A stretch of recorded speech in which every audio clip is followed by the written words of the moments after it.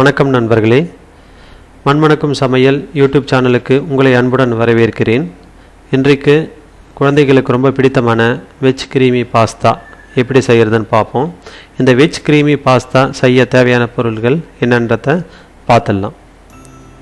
Pasta 200 gram, நல்லெண்ணெய் 2 teaspoon, வெண்ணெய் 2 teaspoon, இஞ்சி 1 இன்ச், பெரிய வெங்காயம் 1, கருவேப்பிலை, ஸ்வீட் கார்ன் அரை கப், பச்சை மிளகாய் 3, தக்காளி 1, கேரட் 1, பீன்ஸ் 10, உருளைக்கிழங்கு 1, உப்பு தேவையான அளவு, Maggi masala 1 packet, cream 50 ml, மிளகுத்தூள் 1 டீஸ்பூன், கொத்தமல்லி சிறிதளவு.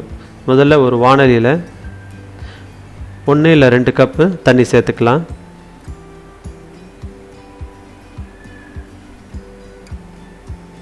இப்போது 200 கிராம் மக்ரோனியை அதில் சேர்த்துடலாம். மக்ரோனி நல்லா குக் ஆன உடனே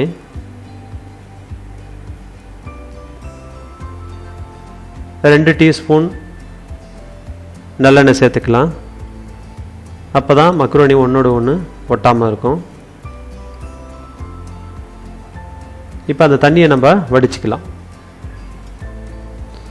வடிச்சிட்டு கோல்டு வாட்டரில் வாஷ் பண்ணிவிட்டு ஒரு தட்டில் அதை நம்ம பரப்பி விட்டுருங்க. ஒன்றோடு ஒன்று ஒட்டாமல் இருக்கணும், அதை பார்த்துக்குங்க. இப்போ அதே வாணலியில் 2 டீஸ்பூன் வெண்ணெயை உருக்கிக்கலாம். வெண்ணெய் இல்லைன்னா நீங்கள் கடலை எண்ணெய் யூஸ் பண்ணுங்கள். இஞ்சி வெங்காயம் பொடி பொடி நறுக்கி வச்சுருக்கேன், அதையும் சேர்த்துட்டு ஒரு 2 மினிட்ஸ் அதை குக் பண்ணுங்கள். வெங்காயம் கோல்டன் ப்ரௌன் ஆன உடனே அதில் கருவேப்பிலை சேர்த்துடலாம்.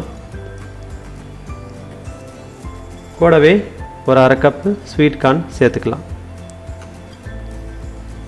க்ரீன் சில்லி 2 சேர்த்துக்குங்க, நீலவாக்கில் நறுங்க. இது 1 மினிட் அப்படியே குக் பண்ணிங்க. ஒரு தக்காளியை பொடி பொடியாக நறுக்கி வச்சுருக்கேன், அதை சேர்த்துக்கலாம். தக்காளி ஓவர் குக் ஆக வேணாம், லைட்டாக அது கூட கலந்து விட்டால் போதும்.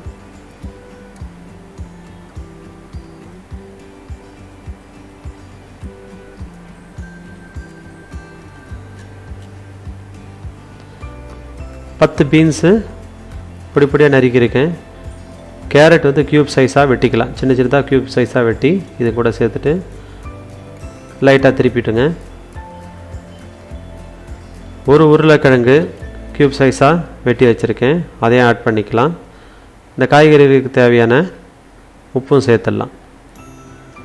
தண்ணி சேர்க்காதீங்க, தண்ணி சேர்த்திங்கன்னா ஒரு மாதிரி குழ குழன்னு போயிடும், பாஸ்தா சரியாக வராது.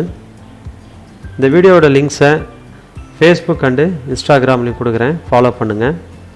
இது ஒரு 5 நிமிஷம் லோ ஃப்ளேமில் குக் பண்ணுங்கள். இந்த பாஸ்தா பொறுத்த வரைக்கும் முதல்லேருந்து கடைசி வரைக்கும் லோ ஃப்ளேமில் குக் பண்ணுங்கள். மீடியம் ஃப்ளேமோ ஹை ஃப்ளேமாக வைக்காதீங்க, அடி பிடிச்சிரும்.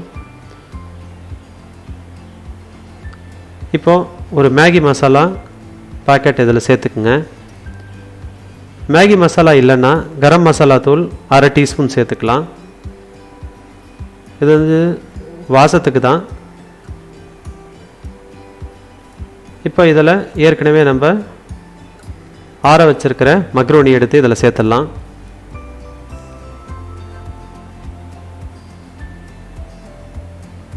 மக்ரோனி நல்லா மிக்ஸ் ஆகணும் இந்த காய்கறிகளோட. ஒரு 3 மினிட்ஸ் அதை திருப்புங்க. அது நல்லா மிக்ஸ் ஆன உடனே 50 ml ஃப்ரெஷ் க்ரீம் சேர்க்குறேன். ஃப்ரெஷ் க்ரீம் இல்லைன்னா தயிர் சேர்த்துக்கலாம், நல்லாயிருக்கும். இது சேர்த்த உடனே ஸ்டவ் ஆஃப் பண்ணிவிடுங்க.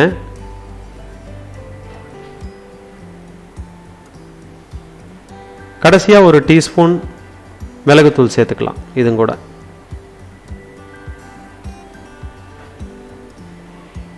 மிளகுத்தூள் 1 டீஸ்பூன் சேர்த்துக்கலாம்.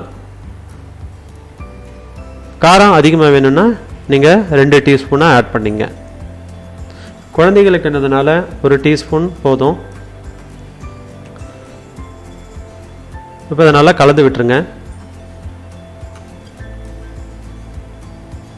சூப்பரான வெஜ் கிரீமி பாஸ்தா தயார். மீண்டும் ஒரு சூப்பர் ரெசிபியோட உங்களை மீட் பண்ணுறேன்.